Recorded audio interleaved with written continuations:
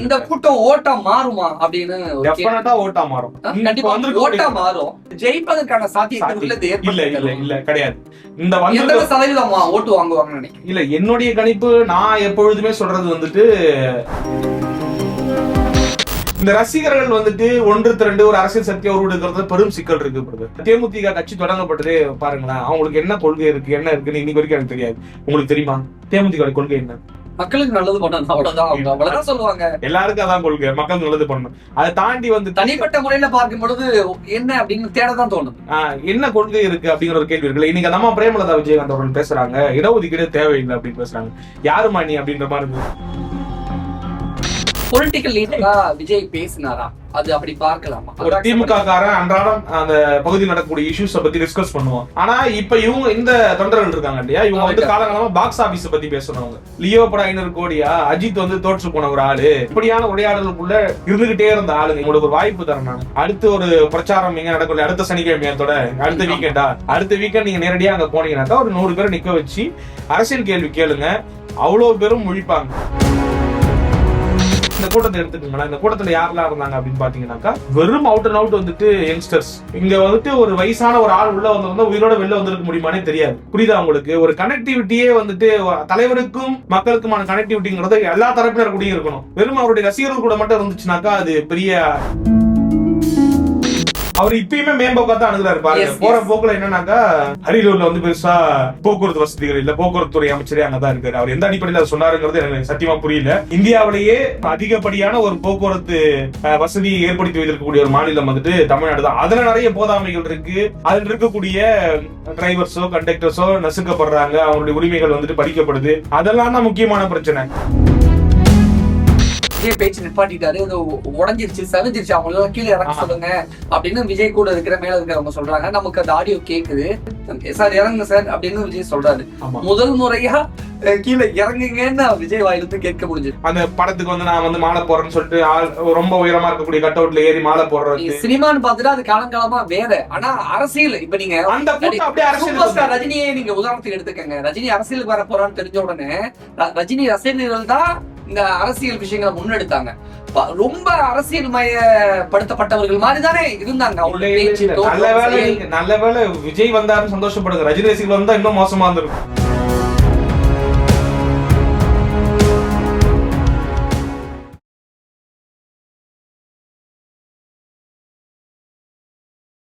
விஜயோட பேச்சு திருச்சிலையா இருக்கட்டும் அரியலூர்லயா இருக்கட்டும், முதற்கட்டமா உங்களுடைய பார்வை? முதற்கட்டமா ஒன்னு தெளிவுபடுத்துறேன். அவர் திருச்சியில என்ன பேசினாருன்னு எனக்கு புரியல, கேட்கல, ஆடியோ பிரச்சனை. அதனால கடைசியா பேசினாரு இல்லையா அரியலூர்ல, அதுதான் நம்மளுக்கு வந்துட்டு அரியலூர் தானே அது. ஆமா, அரியலூர்ல பேசினது நமக்கு உள்வாங்கிட்டோம். மேபி அதே மாதிரியான ஒரு அப்ரோச் தான் வந்துட்டு திருச்சியிலையும் இருந்திருக்கும் அப்படிங்கறத நம்ம புரிஞ்சுக்கிறோம். அவர் என்ன பேசியிருக்காரு அப்படின்னு பார்க்கும்பொழுது, அதான் இது நாள் வரைக்கும் வந்து ரொம்ப தட்டையா பேசிக்கிட்டு இருக்காரு. பிளைனா வந்துட்டு சில விஷயங்களை மட்டும் மேற்கோள் காட்டிட்டு பஞ்சுவசனங்களை பேசிட்டு கடந்து போறாருன்னு சொல்லிட்டு நம்மளே ஏற்கனவே விமர்சனங்கள் வச்சிருந்தோம். இல்லை லோக்கல் இஷ்யூஸ்லாம் அட்ரஸ் பண்ணணும், சில முக்கியமான விஷயங்கள்லாம் எடுத்து பேசணும் அப்படின்னு சொல்லும் பொழுது இப்ப நேரடியா அந்த களத்துக்கு போறப்ப நம்ம ஒரு ஊரா போக போறோம், நம்மளுடைய கேம்பெயின் வந்துட்டு ஒவ்வொரு மாவட்டத்திலையும் நம்ம போய் மக்களை சந்திக்க போறோம் அப்படின்னு சொல்லிட்டு விரிவடைகிற பொழுது அந்த மக்களுடைய பிரச்சனையை லோக்கல் இஷ்யூஸ் வந்து அட்ரஸ் பண்ண வேண்டிய கட்டாயம் வந்துட்டு ஒரு தலைவருக்கு இருக்கும். அதை வந்து அவர் முயற்சி பண்ணியிருக்காரு. என்ன நடந்திருக்கு அப்படிங்கறத நான் புரிஞ்சுக்கிறேன்னாக்கா அவர்கிட்ட வந்துட்டு கொடுத்துருக்குறாங்க, இந்த மாதிரி வந்துட்டு திருச்சியில இந்த மாதிரியான வாக்குறுதிகள்லாம் கொடுத்துருக்குறாங்க திமுக, இதையெல்லாம் போயிட்டு கேள்வி கேளுங்க. இதை தாண்டி வந்துட்டு அரியலூர்ல இந்த மாதிரியான பிரச்சனைகள்லாம் இருக்கு, இந்த பிரச்சனைகளுக்குலாம் இன்னும் தீர்வு காணப்படாம இருக்கு அப்படிங்கறத எழுதி கொடுத்துருக்காங்க. அது வரும்போதே 2 பேப்பர் கிட்டத்தட்ட ஒரு ஸ்கொயர் ஷீட் எடுத்துட்டு வந்துட்டாப்ல. அந்த ஸ்கொயர் ஷீட் ஃபுல்லா வந்துட்டு எழுதி வச்சிருக்கு. அதை ஒன்னா எடுத்து படிச்சு முடிச்சிருக்காரு அப்படிங்கிற மாதிரி தான் என்னுடைய பார்வை இருந்தது. மற்றபடி வந்துட்டு மக்களுடைய பிரச்சனைகளை உள்வாங்கி பேசுற அளவுக்கு இன்னும் அரசியல் படல, அந்த அளவுக்கு கேப்பபிலிட்டியா மாறல அப்படிங்கறத நம்ம பாக்குறோம். உதாரணத்துக்கு இப்போ ஒரு பொலிட்டிக்கல் லீடரா விஜய் பேசினாரா? அது அப்படி பார்க்கலாமா? இல்ல, என்னால இன்னைக்கு வரைக்கும் அப்படி பார்க்க முடியல. அவரை வந்துட்டு பொலிட்டிக்கல் லீடரா தன்னுடைய தமிழக வெற்றி கழக தொண்டர்கள் தன்னுடைய ரசிகர்கள் எப்படி நடந்துக்கிறாங்களோ அதுக்கு ஏற்ற வகையில தான் விஜய் பேசுறாரு. விஜயுமே நான் தப்பு சொல்லல. விஜய் அவர்கள் வந்துட்டு ஏன் வந்துட்டு இப்படி பேச மாட்டாரு, ஒரு பொலிட்டீஷியன் இப்படித்தான் அணுகணுமா அப்படிங்கறதெல்லாம் கிடையாது. பொலிட்டீஷியனா நான் இப்படி தமிழ்ல பேசணும் அப்படிங்கிற பொருளுக்குமே நான் வரல. நான் என்ன சொல்ல வரேன்னா, நானும் உரைநடையா தான் பேசுறேன், அந்த மாதிரி சொல்ல வரல. மக்களுடைய பிரச்சனைகளை சினிமா பஞ்ச் மாதிரியே பேசக்கூடிய ஒரு இது இருக்கு இல்லையா, சினிமா அந்த பேட்டர்ன் ஓகேவா? ஏன்னா இதைத்தான் அவருடைய ரசிகர்கள் எதிர்பார்க்கிறாங்களா? அந்த எதிர்பார்ப்பதான் விஜய் தன்னுடைய பேச்சுல பூர்த்தி பண்றாங்க. விஜயோட ரசிகர்கள் எதையுமே எதிர்பார்க்கல, விஜய் வர்றதை மட்டும் தான் எதிர்பார்க்கறாங்க.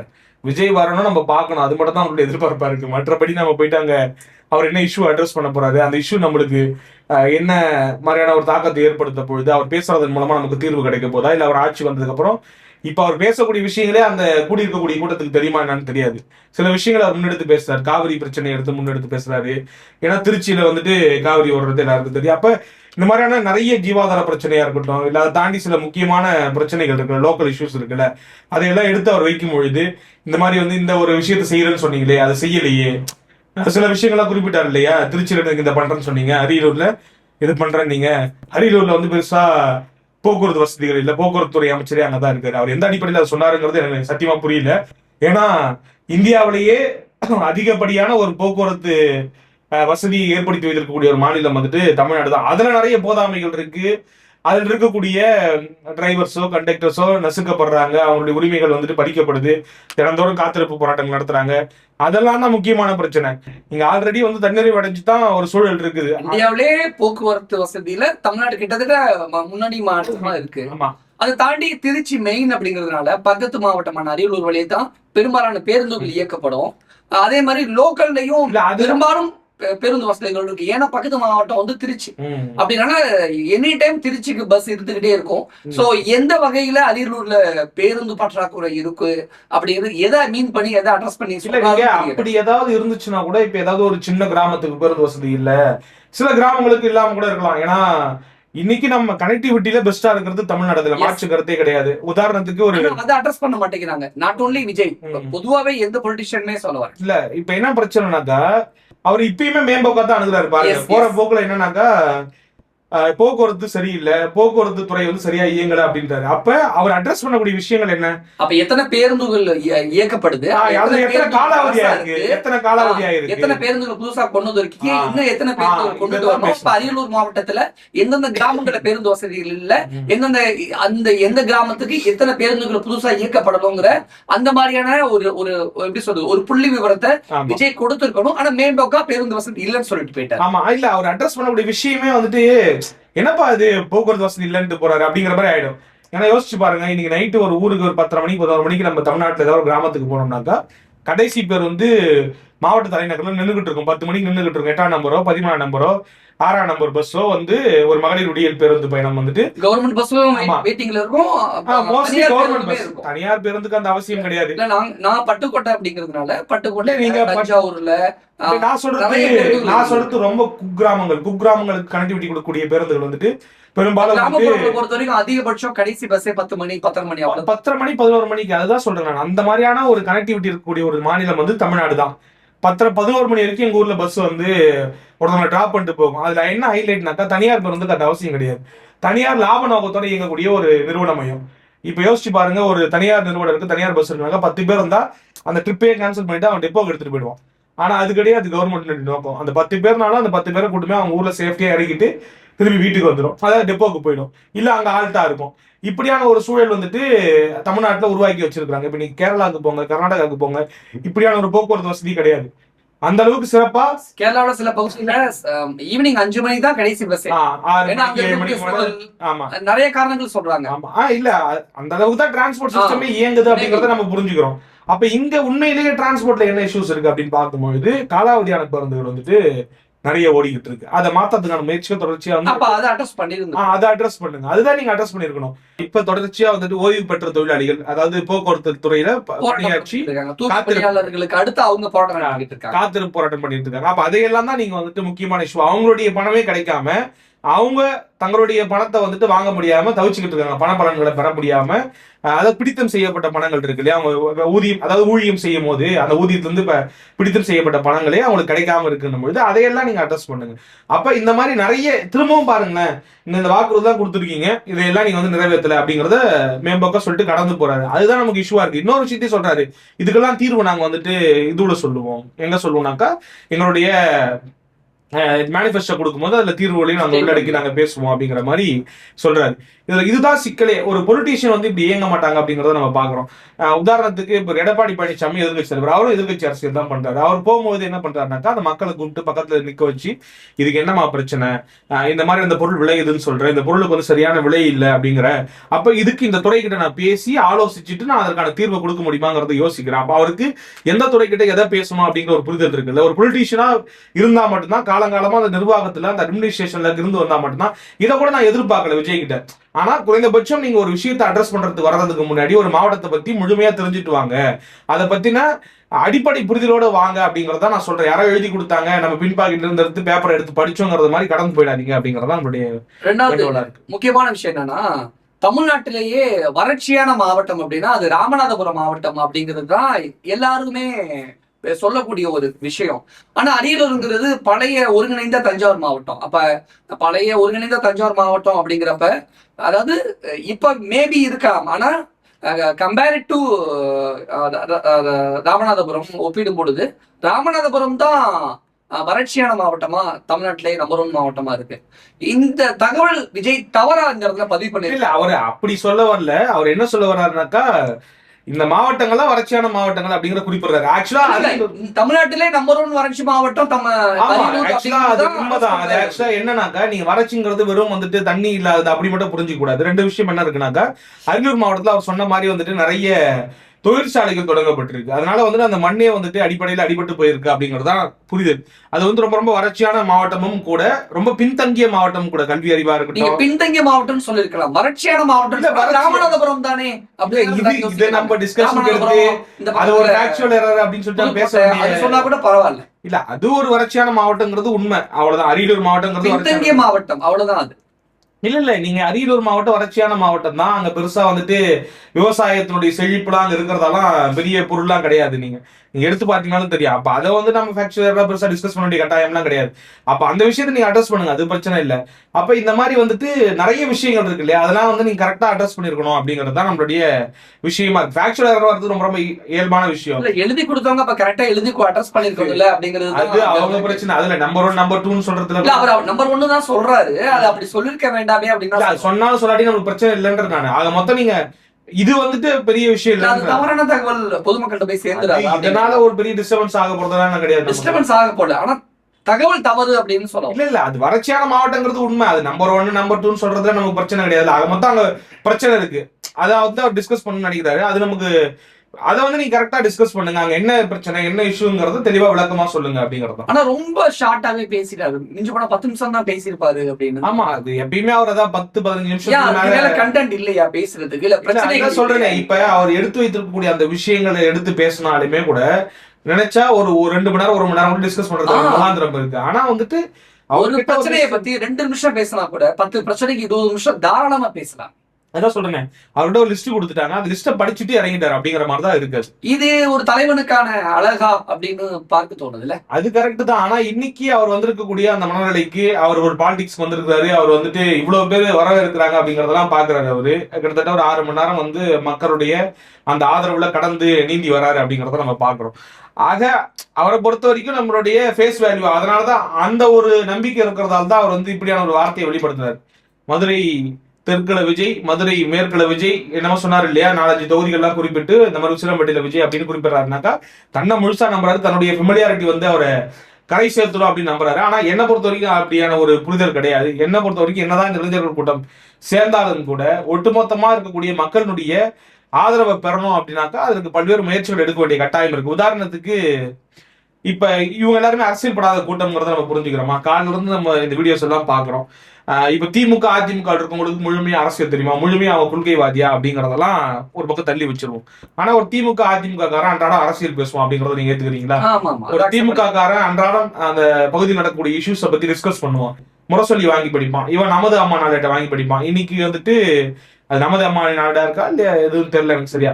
ஆக மொத்தம் 2 கட்சியினுடைய ஆதாரப்பூர்வ பத்திரிகையை வாங்கி படிக்கக்கூடிய ஆட்களா இருப்பாங்க. அன்றாட இஷ்யூஸை பத்தி அவங்களுக்கு தெரியும். 2வது அந்த தலைவர்கள் பேசக்கூடிய விஷயத்தை உள்வாங்கிட்டு அது டிஸ்கஷன்ல இருந்துகிட்டே இருக்கும் அந்த மக்கள் கிட்ட. ஆனா இப்ப இவங்க இந்த தொண்டர்கள் இருக்காங்க இல்லையா, இவங்க வந்து காலகாலமா பாக்ஸ் ஆபீஸ் பத்தி பேசணுங்க. லியோ படம் 500 கோடியா, அஜித் வந்து தோற்று போன ஒரு ஆளு, அஜித் 200 கோடி தான் கலெக்ட் பண்றாரு, எங்கால 500 கோடி கலெக்ட் பண்றாரு, இப்படியான உரையாடலுக்குள்ள இருந்துகிட்டே இருந்த ஆளுங்க. இப்ப நீங்க அந்த 10 பேர் லைனா இருக்காங்கல்ல, உங்களுக்கு ஒரு வாய்ப்பு தரேன் நான். அடுத்து ஒரு பிரச்சாரம் எங்க நடக்கும், அடுத்த சனிக்கிழமையத்தோட அடுத்த வீக்கெண்டா, அடுத்த வீக்கெண்ட் நீங்க நேரடியா அங்க போனீங்கன்னாக்கா ஒரு 100 பேரை நிக்க வச்சு அரசியல் கேள்வி கேளுங்க. அவ்வளவு பேரும் முழிப்பாங்க, திருன்னு முழிப்பாங்க. அரசியல் மயப்படலையா அவங்க? அதான் அரசியல் மயப்படலைங்கிறது, அரசியலே தெரியலங்கிறது ஒரு பெரிய பிரச்சனை. 100 பேரையும் கேள்வி கேட்டீங்கன்னாக்கா திருன்னு முழிப்பாங்க. ஆனா இதுவே லியோ கலெக்ஷன் என்ன, வலிமை கலெக்ஷன் என்ன, அதாவது விஜய் அஜித் எந்த அளவுக்கு வந்துட்டு போட்டியாளர்களா இருந்தாங்க அப்படின்னு கேட்டீங்கன்னாக்கா தெளிவா நிறைய. அவங்களை பொறுத்த வரைக்கும் தமிழ்நாடு இந்த அளவுக்கு முன்னேறி இருக்கு, அது யாரு காரணம்னு கேட்டா பதில் இருக்காது. தமிழ்நாட்டுக்கு யாரெல்லாம் எந்த தலைவர்கள்லாம் எவ்வளவு தூரம் என்ன மாதிரியான விஷயம் செஞ்சிருக்கான்னு கேட்டா பதில் இருக்காது. அதெல்லாம் எனக்கு தெரியாதுங்க, அதெல்லாம் எனக்கு தேவையில்லைங்க, எனக்கு விஜய் பிடிச்சிருக்கு, விஜய் முதலமைச்சர் ஆகணும், விஜய் அவ்வளவுதான் அவங்களுடைய புரிதல், அவ்வளவுதான். நம்ம எவ்வளவு பிரச்சனைகளை கடந்து வந்திருக்கோம், இந்தியாவிலேயே மற்ற மாநிலங்களை ஒப்பிடும் பொழுது எவ்வளவு விஷயங்கள் பேசிக்கா இங்க வந்து கட்டமைப்பு வலுவா இருக்குங்கிற ஒரு புரிதல் கூட உங்ககிட்ட கிடையாது. ஆனா விஜயோட பேச்சு இந்த முறை மத்திய அரசை வந்து, அதாவது பிஜேபியை பயங்கரமா டார்கெட் பண்ணி அட்டாக் பண்ண மாதிரி இருந்துச்சு. பீகார் ஓட்டு திருட்டு விஷயங்கள் எல்லாம் அதுவுமே அதான் எல்லாரும் பேசுறாங்க, நம்மளும் வந்துட்டு 10-11 பேசிட்டு. ஆனா விஜய் பேசவே இல்லை அப்படின்னு நிறைய அரசியல் விமர்சகர்கள் முன் வச்ச கேள்விக்கு இன்னைக்கு விஜய் ஒரேடியா பேசிட்டு தான் இருக்காரு, பேசுறாரு. வாக்கு திருட்ட பத்தி பேசலங்கிற விஷயம். ஆமா, அது அங்க பேசி இருக்கணும் அப்படிங்கறது எதிர்பார்ப்பா இருந்தது. ஏன்னாக்கா அப்ப வந்து அந்த பிரச்சனை வந்து பெருசா இருந்தது. ராகுல் காந்தி இவர் சொல்லக்கூடிய, அதாவது இவங்க கட்சிக்காரங்க அடிக்கடி ரைட் அப் செய்துக்கிட்டு இருக்காங்க ட்விட்டர்ல எல்லாம். அதாவது ட்விட்டர்னு சொல்லக்கூடாதா, எக்ஸ், மன்னிச்சுக்குப்பா, அவர் பேர் சமூக வலைதளங்கள்ல அந்த ஓனர் தப்பா நினைச்சுக்க போறாரு, எக்ஸ்னுடைய ஓனர். அப்ப அந்த எக்ஸ் இருக்கு இல்லையா, அந்த எக்ஸ்ல வந்துட்டு நிறைய ரைட் அப் செய்யறாங்க. காங்கிரஸோட அதாவது விஜய் கூட்டணி சேரப்படுறாரு. கிட்டத்தட்ட காங்கிரஸ் விமர்சிக்கிறதே கிடையாது விஜய். ஆனா கூட்டணி சேரதுக்கான முகாந்திரமும் வாய்ப்பும் இல்லை, அவங்க திமுக தான் டிராவல் பண்ண போறாங்க. அப்ப காங்கிரஸ் எதிர்கட்சி தலைவர், பிரதான எதிர்கட்சி தலைவர் வந்துட்டு ஒரு பொருளை பேசு பொருளா மாத்துறாரு அப்படின்னாக்கா அப்பவே நீங்க வலு சேர்த்திருக்கலாமே, அப்பவே நீங்க பேசிருக்கலாமே. ஆனா ஒரு இடத்துக்கு போறீங்க அப்படின்னாக்கா எந்தெந்த விஷயங்கள்லாம் பேசாம போறீங்கிற ஒரு கேள்வி இருக்குல்ல, ஏன் அங்க பேச மாட்டீங்க, ஏன் வந்து அங்க ஓட்டு திருட்ட பத்தி பேசல, ஏன் வந்துட்டு காவிரி, அதாவது இப்ப எப்படி நீங்க காவிரி யாரை பத்தி பேசுறீங்க இல்லையா, முல்லை பெரியாரை பத்தி ஏன் பேச மாட்டீங்க? அப்ப முல்லை பெரியாரை பத்தி பேசாததுக்கான காரணம் அது இல்ல, ஜனநாயகம் படம் வந்து அங்க ரிலீஸ் ஆகி படம் ஓடணும். முல்லை பெரியாரை பத்தி நீங்க பேசினா கேரளாவோட இஷ்யூ பிரேக் டவுன் ஆகும், அதனால உங்களுக்கு வந்துட்டு பெரிய செல்வாக்கு அங்க இல்லாம போயிடுமோ அப்படின்னா அப்படி ஒரு குற்றச்சாட்டை வைக்கிறாங்க. அதற்கெல்லாம் நீங்க இடம் கொடுக்குறீங்கன்றதான் கேள்வி. அப்படி உங்க படம் ஓடாதுங்கிற புரிதல் நீங்க இருக்கீங்களா? கர்நாடகால படமே ரிலீஸ் பண்ணல, நான் வந்து சொன்னது வந்து பின்வாங்க மாட்டேன். அப்படியான ஒரு துணிச்சலான ஒரு அரசியல் செய்யுங்க அப்படிங்கிற ஒரு கேள்வி இருக்கு. இன்னொரு பக்கம் நீங்க சொன்ன மாதிரி இப்ப இதெல்லாம் பண்றாங்க இல்லையா, இவங்க எல்லாம் ஒடியாடுறாங்க. எந்த அரசியல் பட்ட ஒரு கூட்டமும் இப்படியாக ஒரு பிஹேவியர் எடுத்துக்க மாட்டாங்க. ஆமா, ஏதோ விஜய் பக்கத்துல விஜய் பேச்சு நிப்பாட்டிட்டாரு, ஏதோ உடஞ்சிருச்சு செவஞ்சிருச்சு, அவங்க எல்லாம் கீழே இறங்க சொல்லுங்க அப்படின்னு விஜய் கூட இருக்கிற மேல இருக்கிறவங்க சொல்றாங்க. நமக்கு அந்த ஆடியோ கேக்குது. விஜய் ஒரு நிமிஷம் நிப்பாட்டிட்டு கீழே இறங்கு சார், இறங்குங்க சார் அப்படின்னு விஜய் சொல்றாரு. முதல் முறையா கீழே இறங்குங்கன்னு விஜய் வாயிலிருந்து கேட்க முடிஞ்சது. ஆனா இந்த கூட்டத்தை கட்டுப்படுத்த வேண்டிய பொறுப்பு யாருனால கட்டுப்படுத்த முடியும்னா அது விஜய்னாலதான். விஜய் ஒரு ஸ்டேட்மெண்டோ ஒரு அறிக்கையோ அல்லது ஒரு நிமிஷம் வீடியோவோ பேசி இந்த மாதிரி எல்லாம் நீங்க நடந்துக்கங்க, இந்த மாதிரி நீங்க நடந்துக்காதீங்க அப்படின்னு தன்னுடைய ரசிகர் பட்டாளத்தை ஒழுங்குபடுத்த வேண்டிய பொறுப்பும் கடமையும் விஜய்க்கு இருக்கு. அது செயல்படுத்த வேண்டியது அடுத்த கட்ட தலைவர்களா இருக்கக்கூடிய தமிழக வெற்றி கழக தலைவர்கள், தமிழக வெற்றி கழக நிர்வாகிகள் ஒட்டுமொத்த பேருக்கு இருக்கு. ஏன் இவங்க எல்லாரும் இந்த விஷயத்துல கோட்டை விடுறாங்க? கேள்வி இதுல என்ன பிரச்சனைனாக்கா, நீங்க சொல்றதெல்லாம் கரெக்ட் தான். விஜய் ஆல்ரெடி அறிக்கையெல்லாம் கொடுத்து பாத்துட்டாப்ல. இது வந்து அன்சிவிலைஸ்டு ஆக்டிவிட்டிஸ், அதாவது ஒரு எப்படி சொல்றது, இந்த மாதிரியான விஷயங்கள் பண்ணா தப்பு, ரொம்ப தவறான ஒரு விஷயம். இது வந்துட்டு நம்ம பண்ணா வந்து நமக்கே மதிப்பு இருக்காது, நமக்கு சில விஷயங்கள் இருக்குல்ல. நான் போயிட்டு ஒரு கம்பி மேல எகிரி யாரையும் பார்க்க மாட்டேன். நான் வந்துட்டு ஆர்டட் அஜித் ஃபேன், அதுக்காக நான் நாக்க நீட்டி சூட ஏத்தி கும்பிடுவேனா? நான் வந்து ஒரு பகுத்தறிவாதி. அஜித்ங்கிறவர் ஒரு நடிகர், ஒரு 190 ரூபாய் டிக்கெட் கொடுத்து. ஆனா என்ன மாதிரி எல்லாம் அஜித் ரசிகர் இருப்பான்னு சொல்ல முடியாது. என்னை தாண்டி சில பேர் இருப்பாங்க இல்லையா, அது வந்து முட்டாள்தனமான சில விஷயங்கள்லாம் பண்ணுவாங்க. என்னன்னாக்கா இந்த மாதிரி வந்துட்டு அந்த படத்துக்கு வந்து நான் வந்து மாலை போடுறேன்னு சொல்லிட்டு ரொம்ப உயரமா இருக்கக்கூடிய கட் அவுட்ல ஏறி மாலை போடுறது. சினிமான்னு பாத்துட்டு அது காலங்காலமா வேற. ஆனா அரசியல் இப்ப நீங்க அந்த அப்படியே அரசியல் ரஜினியே நீங்க உதாரணத்துக்கு எடுத்துக்கங்க. ரஜினி அரசியலுக்கு வர போறான்னு தெரிஞ்ச உடனே ரஜினி ரசிகர்கள் தான் இந்த அரசியல் விஷயங்களை முன்னெடுத்தாங்க. ரொம்ப அரசியல் மயப்படுத்தப்பட்டவர்கள் மாதிரி தானே இருந்தாங்க. நல்ல வேலை விஜய் வந்தாருன்னு சந்தோஷப்படுங்க. ரஜினி ரசிகர்கள் வந்தா இன்னும் மோசமா இருந்திருக்கும். எப்படி இருந்திருக்கும்? நிறைய நீங்க ரஜினி ஒரு சந்திப்பு ஓரளவுக்கு அந்த அந்த இருந்தது. அதெல்லாம் இந்த ஃபனடிசம்குள்ள போயிட்டாலே, ரசிக தன்மைக்குள்ள போயிட்டாலே, அரசியலுக்கு அப்பாற்பட்டு வெறும் ரசிக மனப்பான்மையை மட்டும் ஒரு ஆளை அணுகுறாங்க, ஒரு தலைவரை பாக்குறாங்க அப்படின்னாலே அங்க வந்துட்டு ஒண்ணுத்துக்குமே வேலை கிடையாது. அங்க வந்து நிறைய இந்த மாதிரியான சம்பவங்கள் நடக்கும். நீங்க சொன்ன மாதிரி வந்து கமல் அரசியலுக்கு வரும்பொழுதும் அது இல்லையே. இல்ல கமலுடைய விஜயகாந்த் அரசியலுக்கு வரும்பொழுதும் அது இல்லையே. எல்லா காலகட்டத்திலும் இருந்திருக்கு. இவ்வளவு தூரம் அதுதான் சொல்றேன். இவர் புல் பண்ணக்கூடிய கிரௌடு பெருசு. அவர் புல் பண்ணிக்கூடிய யங்ஸ்டர்ஸ் இருக்காங்க இல்லையா. இப்ப விஜயகாந்த் அரசியலுக்கு வரும்பொழுது பாத்தீங்கன்னாக்கா அவருடைய கூட்டமும் இப்படியான விஷயங்கள் நடக்குது. ஆமா, இதே மாதிரியான மதுரையில கூட்டுச்சு மாநாடு. அதேதான் சொல்றேன். இதே மாதிரியான விஷயங்களும் ஈக்குவலா பண்ணிருக்காங்க சிரஞ்சீவி ரசிகர்களும் சரி, விஜயகாந்த் ரசிகர்களும் சரி. இந்த ரசிகர்கள் வந்துட்டு ஒன்று திரண்டு ஒரு அரசியல் சக்தியை உருவெடுக்கிறது பெரும் சிக்கல் இருக்கு. என்னன்னாக்கா உதாரணத்துக்கு இப்ப அந்த தேமுதிக கட்சி தொடங்கப்பட்டதே பாருங்களேன். அவங்களுக்கு என்ன கொள்கை இருக்கு, என்ன இருக்குன்னு இன்னைக்கு வரைக்கும் எனக்கு தெரியாது. உங்களுக்கு தெரியுமா தேமுதிக கொள்கை என்ன? மக்களுக்கு நல்லது பண்ணணும், அவ்வளவுதான். அவங்க அவ்வளவுதான் சொல்லுவாங்க. எல்லாருக்கும் அதான் கொள்கை, மக்களுக்கு நல்லது பண்ணணும். அதை தாண்டி வந்து தனிப்பட்ட முறையில பார்க்கும் பொழுது என்ன அப்படின்னு தேடதான் தோணுது. என்ன கொள்கை இருக்கு அப்படிங்கிற ஒரு கேள்வி இருக்குல்ல. இன்னைக்கு நம்ம பிரேமலதா விஜயகாந்த் அவர்கள் பேசுறாங்க, இடஒதுக்கீடு தேவையில்லை அப்படின்னு பேசுறாங்க. யாருமா நீ அப்படின்ற மாதிரி இருந்தது. அதுதான் சொல்றேன். இந்த மாதிரி வந்துட்டு நடிகரா இருந்து அரசியல் வரக்கூடியவங்க கிட்ட பல்வேறு சிக்கல் இருக்கு. அந்த வகையில விஜய் தேவலாம். பெரியாரை வந்துட்டு தன்னுடைய கருத்திய தலைவராக ஏத்துக்கிட்டு அவர்கிட்ட நிறைய போதாமைகள் இருந்தாலும் கூட அவர் வந்து சில கருத்திய தலைவர்களை ஏத்துக்கிறாரு, சில விஷயங்களை பேசுறாரு, தங்களுடைய கொள்கைக்குன்னு சொல்லிட்டு சில விஷயங்கள் லிஸ்ட் பண்றாரு. ஆனா அவர் எந்த அளவுக்கு புரிஞ்சு அதை பேசுறாரு, எந்த அளவுக்கு அதை வந்து தங்களுடைய ரசிகர்கள்கிட்ட கடத்த போறாரு அப்படிங்கிறதா. ஏன்னா இவருக்கு இன்னும் இவரே உள்வாங்கிக்க வேண்டிய விஷயங்கள் பல இருக்குன்னும் பொழுது அந்த ரசிகர்கள்கிட்ட கடத்தணும், அவங்களை அரசியல் மயப்படுத்தணும் அப்படின்னாக்கா அதுக்கு பெரிய டாஸ்க். ஏன்னா நீங்க அவங்களை யோசிச்சு பாருங்க, அவங்களை கட்டுப்படுத்தவே முடியல. இங்கிட்டு ஓடுறாங்க, அங்கிட்டு ஓடுறாங்க. ஏதாவது ஒரு தலைவர் வந்துட்டு மரத்துல ஏறக்கூடாது அப்படிலாம் அறிக்கை விட்டு பார்த்திருக்கீங்களா? இன்ஸ்ட்ரக்ஷன் கொடுத்து பார்த்திருக்கீங்களா? இப்ப இந்த மாதிரியான சூழல்லாம் வந்து இந்த நடிகர்கள் வந்துட்டு அரசியல்வாதியை கன்வெர்ட் ஆகும் போது தான் இப்படிலாம் ஏற்படுது. இதே மாதிரி சிரஞ்சீவிக்கும் நடந்துச்சு. சிரஞ்சீவி வந்துட்டு ஒரு கட்சி தொடங்கும் பொழுது அவ்வளவு ஆர்ப்பரிப்பு, அவ்வளவு கூட்டம், அதே மாதிரியான ஒரு கூட்டம் தான் இங்க இருக்கு. ஆனா இதுல வந்து இந்த ஒரு கூட்டத்தை மட்டுமே வச்சு வெற்றியை சாத்தியப்படுத்த முடியுமான ஒரு கேள்வி. இந்த கூட்டம் ஓட்டா மாறுமா அப்படின்னு? டெஃபினட்டா ஓட்டா மாறும். கண்டிப்பா வந்து ஓட்டா மாறும். ஜெயிப்பதற்கான சாத்தியம் இல்ல கிடையாது. இந்த சதவீதம் ஓட்டு வாங்குவாங்க இல்ல. என்னுடைய கணிப்பு நான் எப்பொழுதுமே சொல்றது வந்துட்டு விஜய் அவர்கள் தாண்டிடுவார் நிச்சயமா. விஜயகாந்த் வந்து தன்னுடைய முதல் தேர்தலில் 8% வாக்குகளை பெற்றார். எனக்கு தெரிஞ்சு விஜய் வந்துட்டு அதை விட பெரிய ஒரு ஆக்டர், பெரிய ஒரு கரிஷ்மா உள்ள ஒரு நடிகர் அப்படிங்கறதுல மாற்று கருத்தே கிடையாது.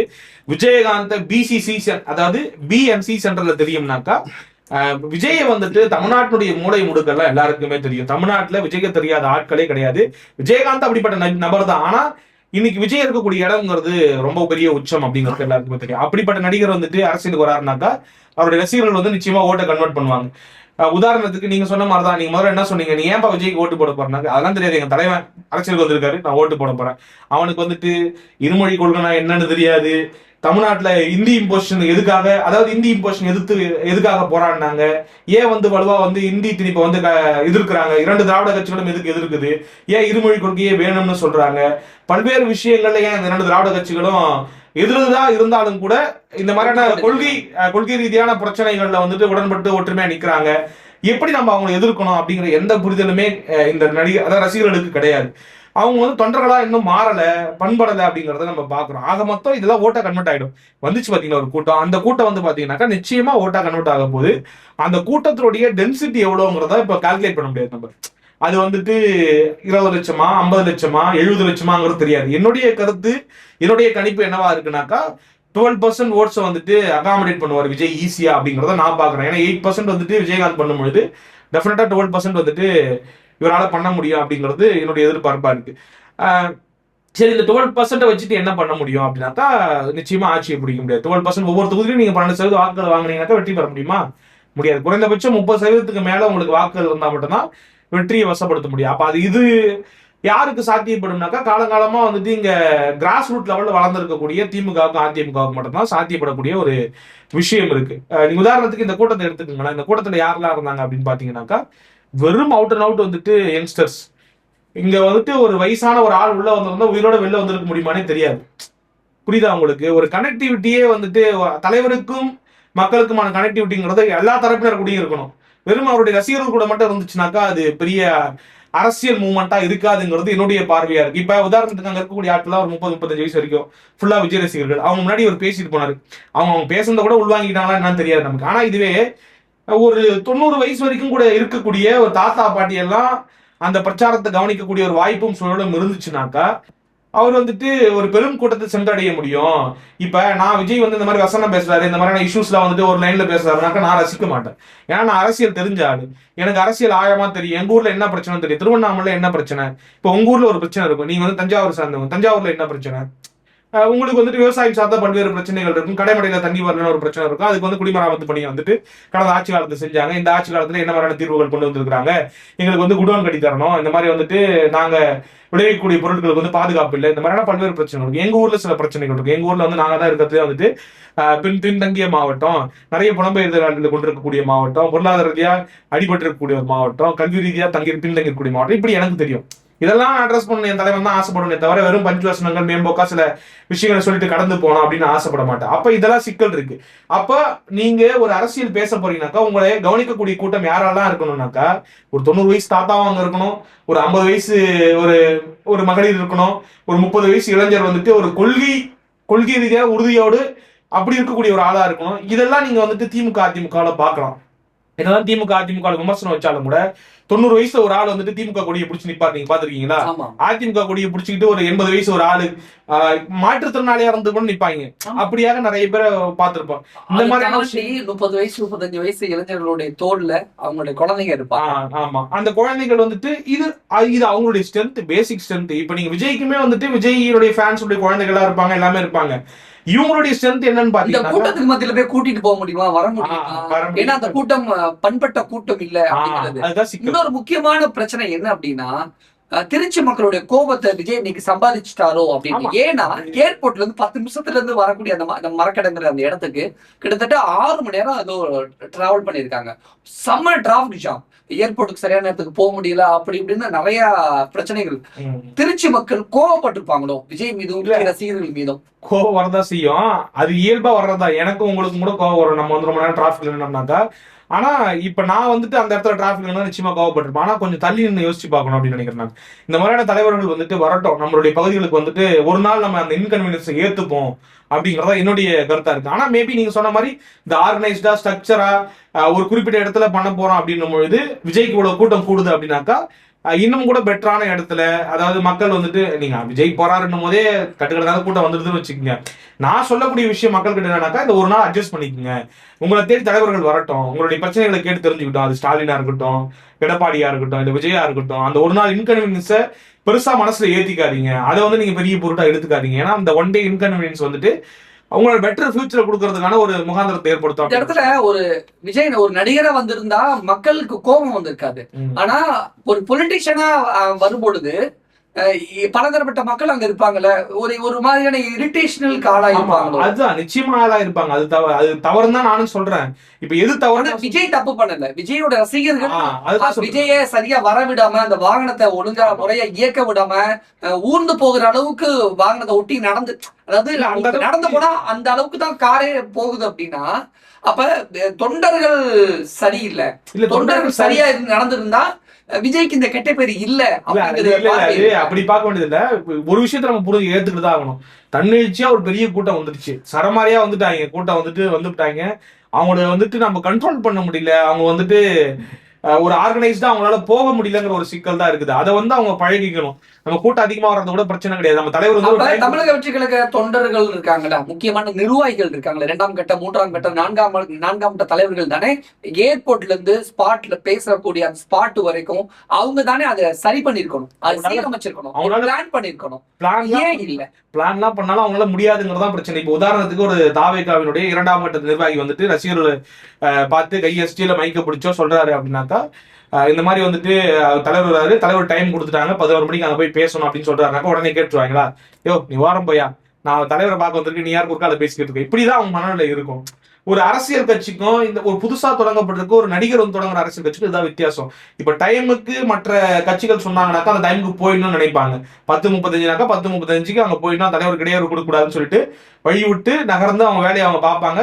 இந்த மாதிரி இவர்கள் வழிபடுறதுக்கு கூட மனம் இல்லாத புதுசா வந்திருக்காரு இல்லையா. இப்ப விஜய் வந்துட்டு கிட்டத்தட்ட ஒரு விஜய்க்கு இந்த இடத்துல என்ன பண்ணணும்னு தெரியாது. யாரும் சரியா ஆலோசனை கொடுக்கலையா, அல்லது சரியா ஆலோசனை கொடுக்குற அளவுக்கு ஆட்கள் விஜய் கூட இல்லையா? எதுவுமே பண்ண முடியாது இவங்களன்ற அவ்வளவு பெரிய நடிகர் அவரு, அவ்வளவு ரசிகர்களை கொண்டிருக்காரு. அன்பு மிகுதியில பார்க்க வராங்க, அவங்க தடுக்கவே முடியாது. பேசும்பொழுது வாகனத்தை சுத்தி ஒட்டுமொத்த கட்சி தொண்டர்களும் நிர்வாகிகளும் ஒரு மனித சங்கிலி மாதிரி கை கோர்த்துக்கிட்டு கூட்டம் உள்ள வராம பாத்துக்கிட்டு இருக்காங்களே. அப்ப ஏர்போர்ட்ல இருந்து விஜயோட வாகனம் வரும்பொழுது இதே மாதிரி கட்சி தொண்டர்கள் பண்ணிருக்கலாமே. அந்த குறிப்பிட்ட சர்க்கிள்ல ஒரு 10 பேர் நிக்கலாம். நீங்க அவ்வளவு பேர் லட்சக்கணக்கான பேர் வராங்க, ஒரு ஆயிரக்கணக்கான பேர் வராங்கனாக்கா அவங்களை கட்டுப்படுத்த முடியாது. அவங்க ஆட்டோமேட்டிக்கா லட்சக்கணக்கான பேர் வராங்க அப்படின்னா அது ஆயிரக்கணக்கான தொண்டர் போலீஸாலே இருப்பாங்கல்ல. இல்ல போலீஸாலே, அதாவது ஒரு கவர்மெண்ட் இருக்கு, போலீஸ் ஹேண்டில் பண்ண முடியாது. ஏன்னா சப்போஸ் ஏதோ ஒண்ணு முன்னப்பண்ண ஆயிடுச்சுன்னா கவர்மெண்ட் மேல கெட்ட பேர் ஆயிரும். கவர்மெண்ட் கெட்ட பேர் தான் ஆகும். என்னன்னாக்கா கவர்மெண்ட் தான் வந்துட்டு ஒரு எப்படி சொல்றது, ஒரு சிஸ்டமைஸ்டா ஒரு வந்துட்டு ஒரு காவல்துறையை கையில வச்சிருக்காங்கனாக்கா அந்த காவல்துறையாலே கட்டுப்படுத்த முடியாத அளவுக்கு அந்த கூட்டம் வந்திருக்கணும் பொழுது அந்த கட்சியால பெருசா ஒண்ணும் பண்ணிட முடியாதுங்கிறதா என்னுடைய பார்வை. இதுக்கெல்லாம் ஒரு தீர்வு என்னன்னாக்கா அவங்களை அரசியல் படுத்தி ஆகணும், அவ்வளவுதான். நம்ம இதை இன்னைக்கு சூழலுக்கு அதை தீர்க்க முடியாது. நேத்தே விஜய் தன்னோட ஸ்டேட்மெண்ட் கொடுத்துருக்கணும், இந்த மாதிரி தயவு செஞ்சு அவரு கொடுத்தாலும் கேட்கக்கூடிய மனநிலையில அவங்க இல்ல அப்படிங்கறதா அவர்களை பண்படுத்த வேண்டிய வேலை விஜய் பண்ணணும். கட்சி நிர்வாகிகள் அந்த வேலையில தானே அதை பண்றதுக்கான முயற்சி எடுப்பாங்க. ஒரு யங்ஸ்டர்ஸ் கூட்டம் தான் அப்படித்தான் இருக்கும். அவங்களுக்கு பெரிய அரசியல் புரிதல் இல்லைனாக்கா இப்படிதான் இயங்குவாங்கிறதா என்னுடைய பார்வையா. ஓகே, கிட்டத்தட்ட 3 ஊர்ல பிளான் வச்சிருந்தார் விஜய். அடுத்து இன்னும் ஒரு ஊருக்கு போய் பேச வேண்டிய விஷயங்கள் வேற இருக்கு. அவரால் எத்தனை மணிக்கு போய் சேர முடியும், என்ன போய் பேச முடியும், போனாலும் எவ்வளவு நேரம் பேச முடியுங்கிற கேள்விகள்லாம் இருக்கு.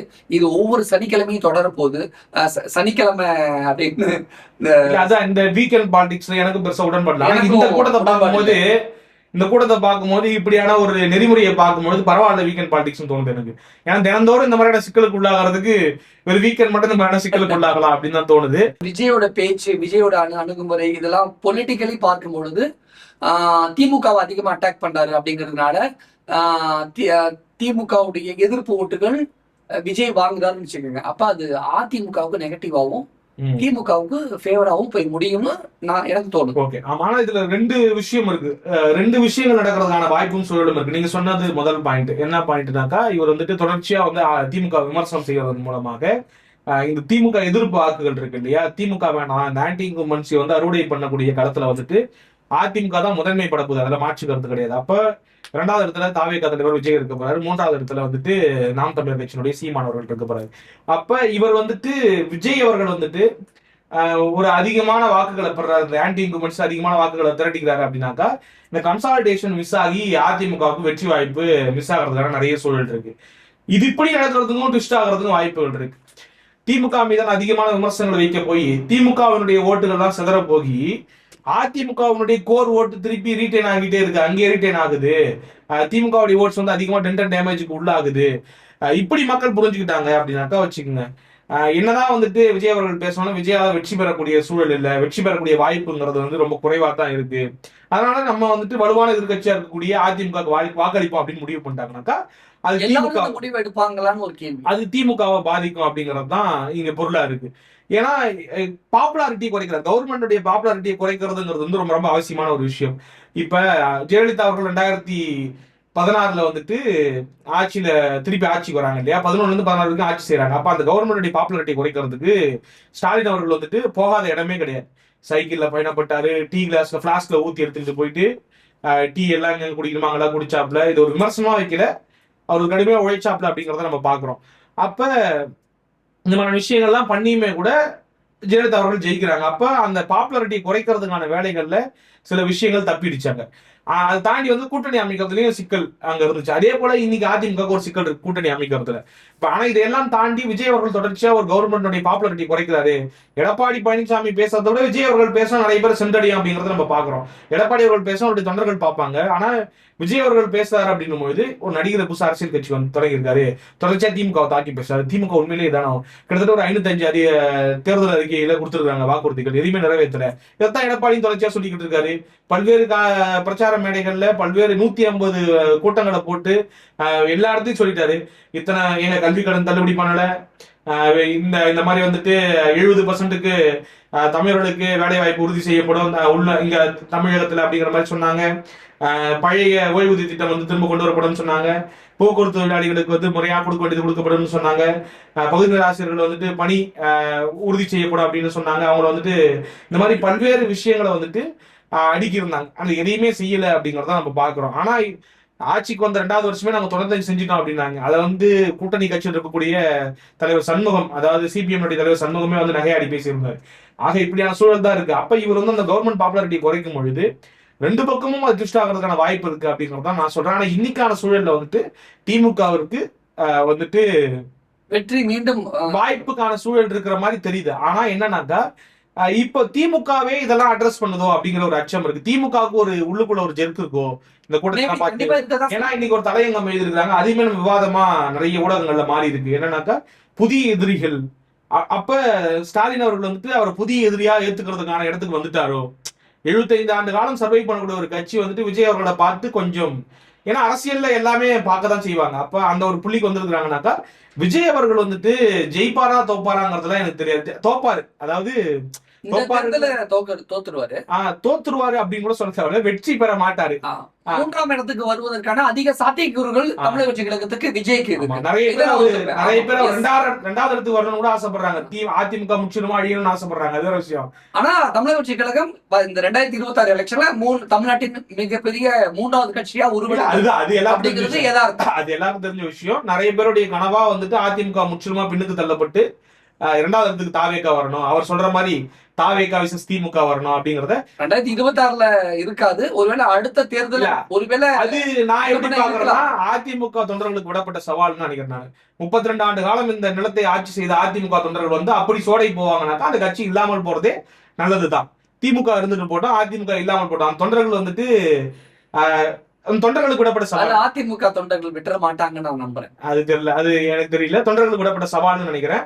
இப்படியான ஒரு ஸ்டேட்மெண்ட் போயிட்டு. ஆனா உண்மையிலே என்ன காரணம் வரும்னாக்கா ஸ்டாலின் அவர்களுக்கும் தெரியும், இபிஎஸ் அவர்களுக்கும் தெரியும் நம்ம 2 பேருக்கு தான் சண்டை அப்படிங்கிறது. அதனாலதான் ஸ்டாலின் பாட்டை இவர் தினந்தோறும் பாடிக்கிட்டு இருக்காரு, இவர் இபிஎஸ் பாட்டை தினந்தோறும் பாடிக்கிட்டு இருக்காரு. இவங்க 2 பேருக்கு நடுவில் வேற யாரை பத்தி பேசுறது கிடையாது அவங்க. ஆக இதெல்லாம் நடக்க போகுது. ஆக விஜய் ஒண்ணு பண்ண போறாரு, அவரு வெற்றி பெற போறதுன்னு தெரிஞ்சிச்சு. ஆனா யாரையோ ஒருத்தரை காலி பண்ண போறாரு, ஏதோ ஸ்பாய்லர் ரோல் பிளே பண்ண போறாரு. அது அதிமுகவா இருக்குங்கிறது ஆர்வமா இருக்கு. நிறைய பேருடைய ஆர்வமா வந்துட்டு அதிமுகவை தான் காலி பண்ண போறாரு, அதிமுக வெற்றி வாய்ப்பை பறிக்க போறாருங்கிறது. ஆனா தேர்தல் முடிவுகளை தான் தெரியும் என்ன டிசிஷன் நடக்க போகுதுன்னு சொல்லிட்டு. ஆனா யாரோ ஒருத்தரை காலி பண்ண போறாரு, பெரிய ஸ்பாய்லர் ரோல் பிளே பண்ண போறாருங்கிறத பாக்குறோம். இந்த கலந்துரையாடல் மூலமா தமிழக வெற்றி கழக தொண்டர்கள் பண்பட வேண்டும். இத 2ஆம் கட்ட 3ஆம் கட்ட தலைவர்கள் முன்னெடுக்க வேண்டும். இத கட்டளையாவே தமிழக வெற்றி கழகத்தோட தலைவர் விஜய் தன்னுடைய நிர்வாகிகளுக்கும் தொண்டர்களுக்கும் கட்டளையாவே சொல்லணும் அப்படின்னு நான் வலியுறுத்தி முன்வைக்கிறேன். நிறைய விஷயங்கள் ஷேர் பண்ணிக்கிட்டீங்க. மிக்க நன்றி.